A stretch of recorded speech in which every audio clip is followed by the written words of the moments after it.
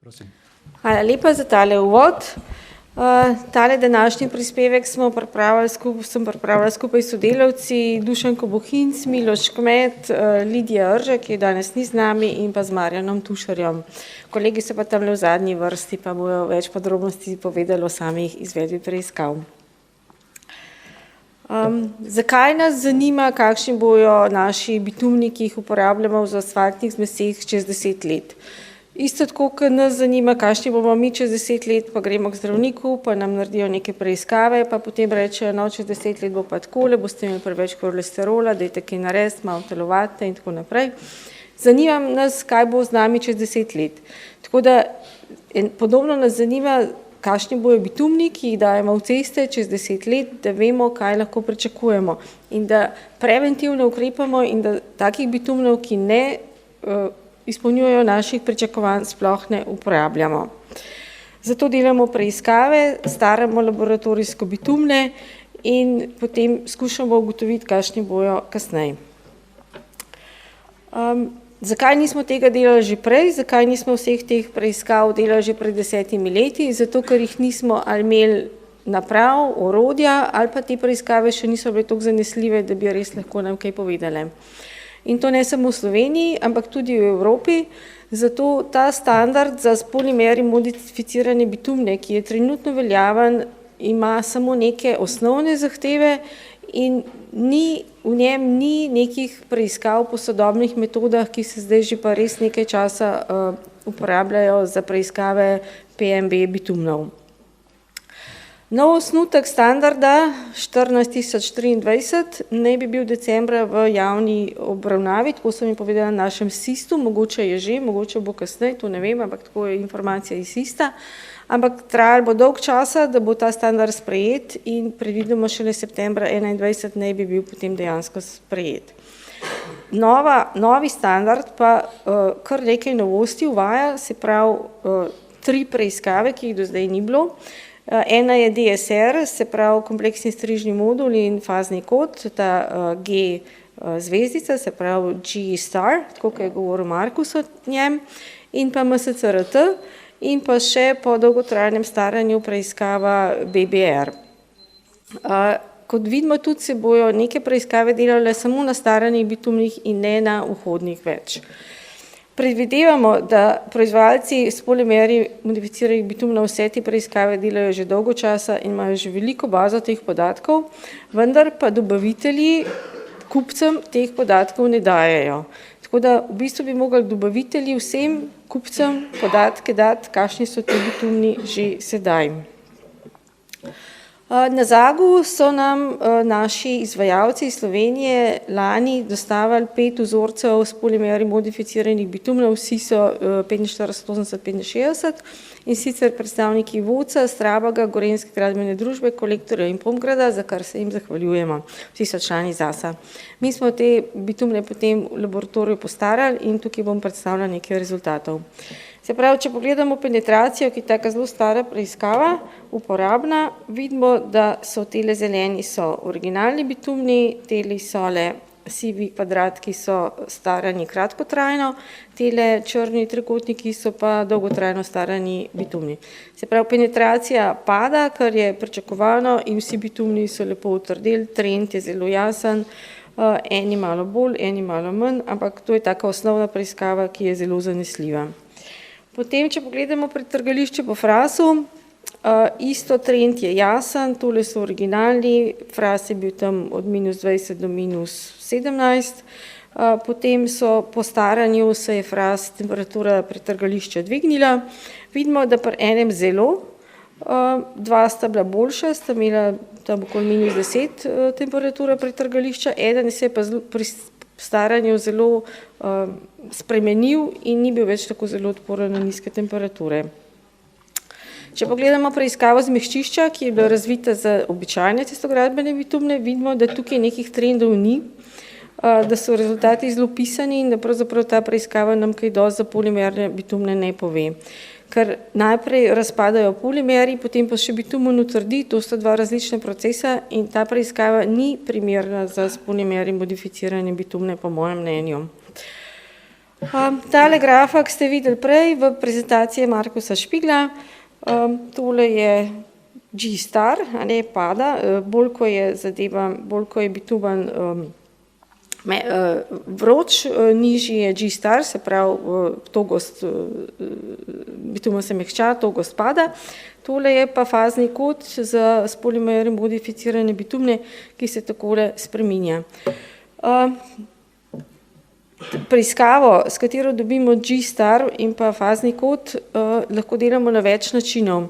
V Avstriji ga delajo po metodi, kjer stalno segrevajo bitumen in merijo te parametre.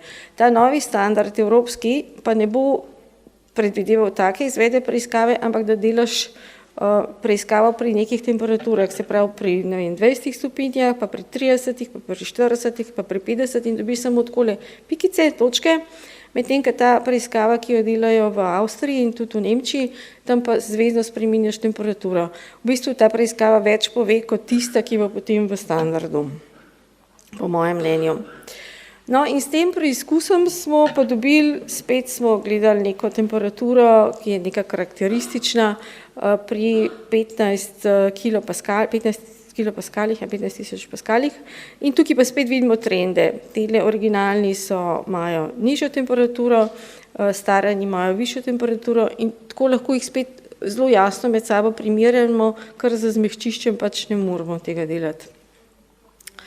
Če pogledamo pa ameriške predpise, imajo pa malo drugačno filozofijo in teh zahtev v naših evropskih predpisih ne bo, novi standard tega pač ne bo imel teh kriterijev.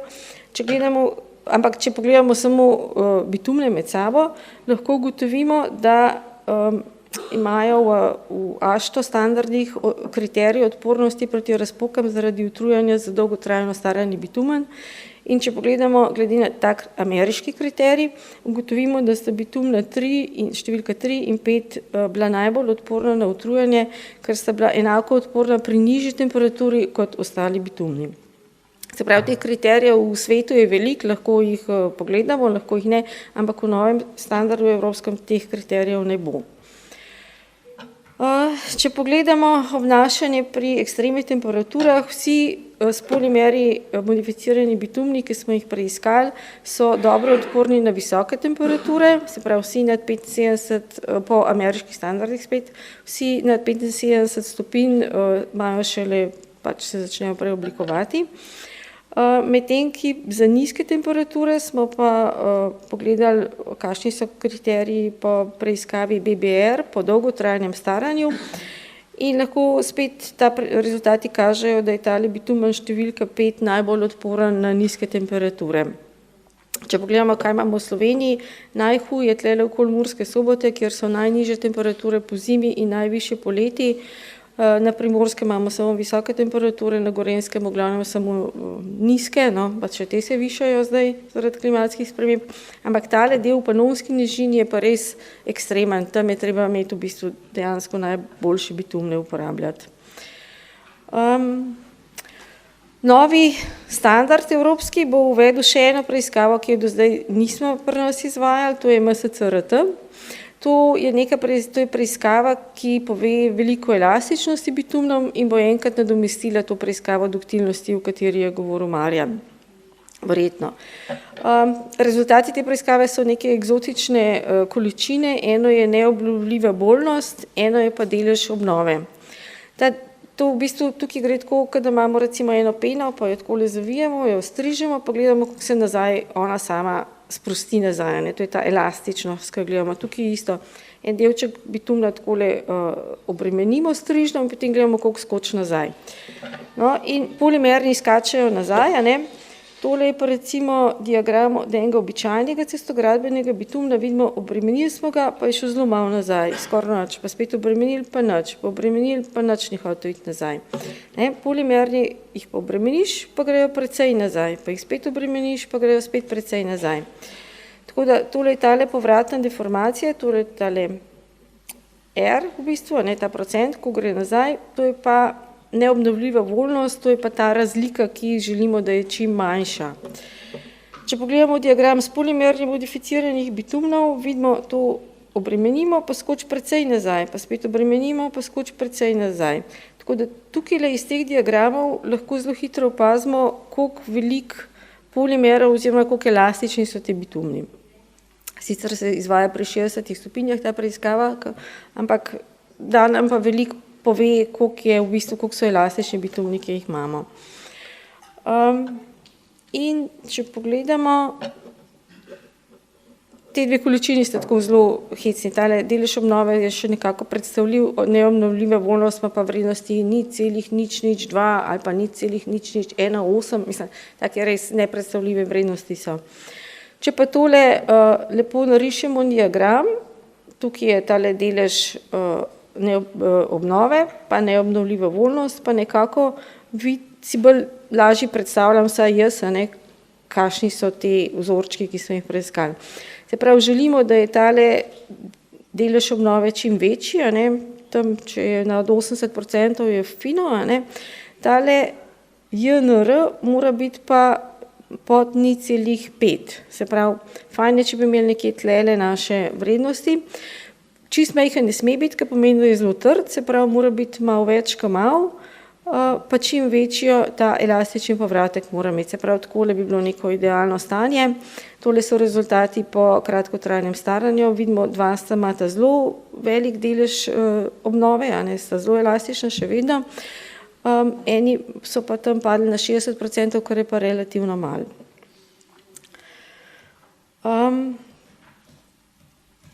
Sem že pri zaključkih, malo sem pohitela. Kaj lahko ugotovimo?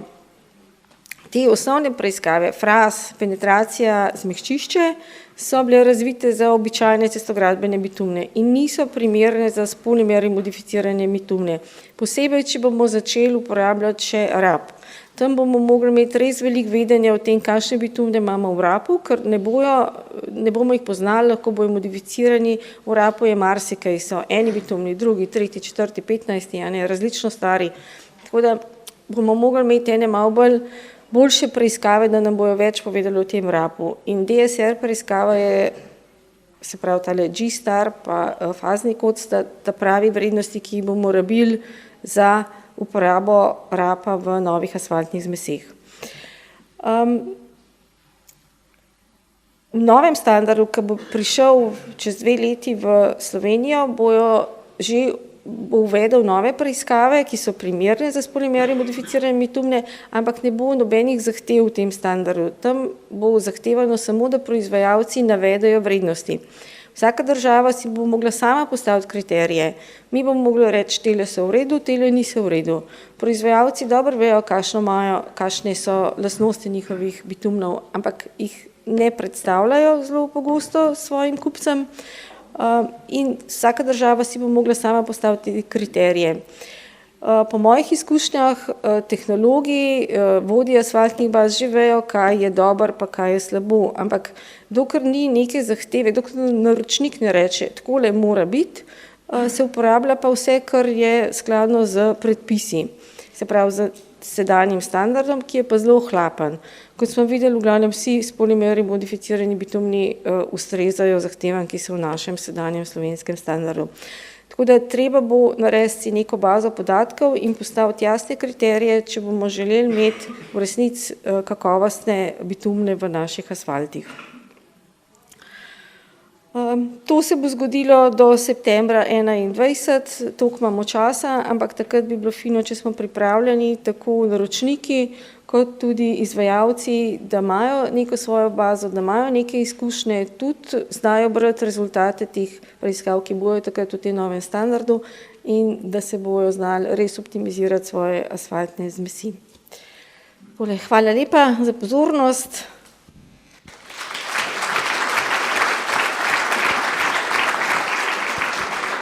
Hvala, Mojca. Še en prispevek, ki ima vrsto zaključkov. Dobra iztočnica za podajanje vprašanj. Še nekaj časa imamo na voljo za ta vprašanja, pa kar izvolite, prosim, za vprašanja.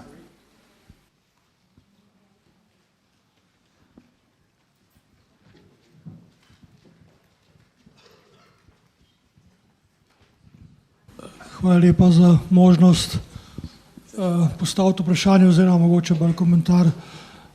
Zelo sem prisluhnil Mojci, ko je že na začetku povedala, da je kvaliteta zelo odvisna od cene vhodnih materialov.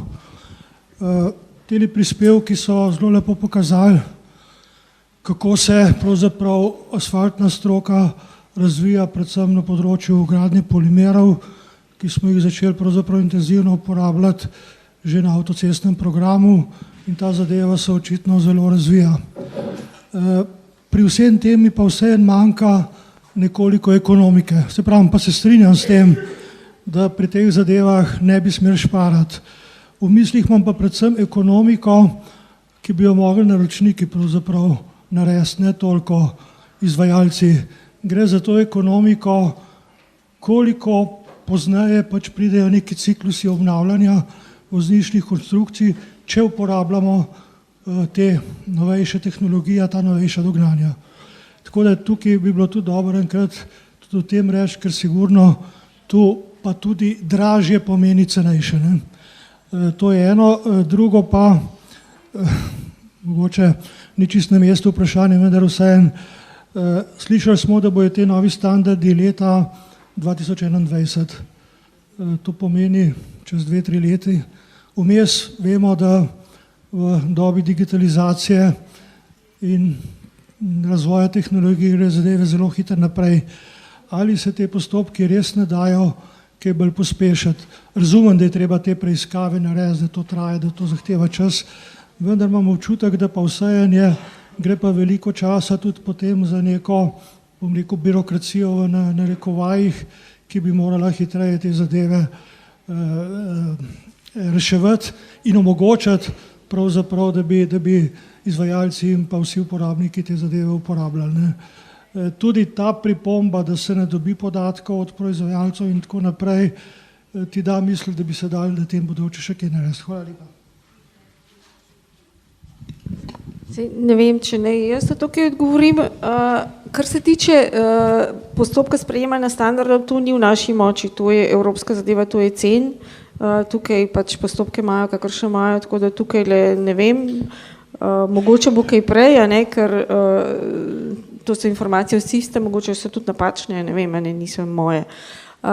Edina razlika, ki jo pa mi lahko naredimo, a smo takrat, ko bo ta standard sprejet, mi že pripravljeni, pa imamo tudi pripravljen slovenski standard, se pravi 1035, ali ga nimamo. Ne? Če bo takrat prišel novi standard ven, imamo mi lahko tudi svojega pripravljenega s kriteriji in ga izdamo, ne vem, večkrat kasneje, kot prijavim ven, ali pa šele čez 3 leta. Ne? Tukaj pa je v naši moči, kar se cena tiče, pa ne. Drugače pa Markus, predstavnik proizvajalcev, pa bo on povedal, koliko so pripravljeni dati svoje rezultate drugim.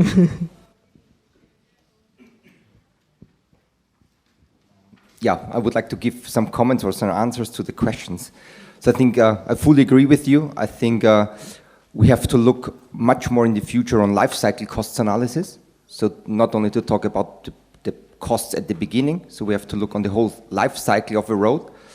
There are already some publications available where we can show the different behavior of the different materials which we're currently using, but as well some economical figures are already published, so there it's clearly shown if you use PMB that you have at the beginning higher costs, but over the lifetime you have less maintenance costs, the roads are lasting usually longer, that over time you're saving costs for a road owner. I think that's clearly proven, and I think this has to be implemented in the future much more so that we spend our money wise. And there are tools available, it's just up to us to use the tools. Concerning standardization as well, I fully agree with you. Here we are far too slow to come up with new standards. I try to explain it why we are too slow. I'm as well in the CEN TC336 representing Austria, and I'm there since 10 years already, and it's really a little bit boring and more or less a shame how slow we are working there. But the last delay was caused by CEN itself or by the European Commission because they have changed their approach and how they are working. So we have already, for example, the standard for paving grade bitumen. This was already reviewed in, I think 2 years ago. It was already published. It was approved by all countries. But the problem was it was not cited in the journal. So because it was not cited, out of some strange reasons, you can't apply it. So we have done the work. We would like to publish as well as an industry, but it was not published or cited in the journal, so it's not officially available. So we're still working with the standard from 2010. So we've done a work, but it's not published. Now we are going a different approach because they have changed their consultancy, they have changed whatever else they have changed. It's difficult to explain. They have even changed the process. And now we have to do a new way. So again, we have a delay of 1 year minimum, probably even 2. So we have now responded to them. Now we are waiting for the feedback. The problem is some of the decision makers, they have their meetings twice a year, one in spring and one in autumn. So if you miss the deadline in spring, you have to wait again half a year. Then they're working on your comments. Then you have to wait for the feedback. If they approve everything, it's fine. Then you can go further. If they have again some comment, then you have again half a year time to respond to this one. And that's not only related to our bitumen products. We see this as well for all asphalt standards. So there is as well a huge delay for a couple of asphalt mix standards, but as well for the aggregate industry, they have the same problem. So the only recommendation what I can give here is that the member states put some pressure on the Commission to work quicker and to do not change that often their consultants and their approach how to establish standards. So that's really a problem what we have there. But still in the background we are working on this one. We try to finalize everything and to be ready when we are allowed to send the documents out. So in the PMB standard, I agree, it will be sent out in January 2020 for, it's the first, how it's called, it's formal, no, it's an inquiry. So the countries can comment on the first draft. Then it's, I think, a 3 months period where the countries can comment on this one. Then we have to incorporate the comments. And then we can go to the Commission to ask what should be the next step. And concerning sharing data of our products, so we are happy and we are willing to share data with our customers. So there is no problem to share our data with them and to share our knowledge and to support them to go in the right direction.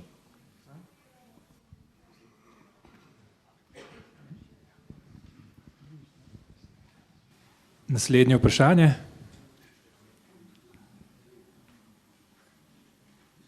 Se še kdo javi?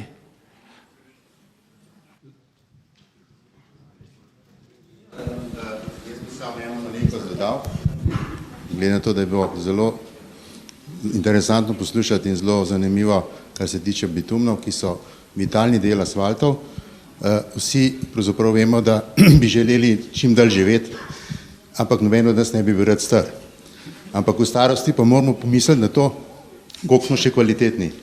In jaz mislim, da če so kvalitetni materiali in dolga življenjska doba, potem se ti materiali čim bolj dajo uporabiti tudi potem, ko so že stari. Hvala za zanimivo komentar ob zaključku. Na koncu, če ni več vprašanj, seveda, bi se rad v imenu Združenja asfalterjev Slovenije zahvalil vsem predavateljem za skromno pozornost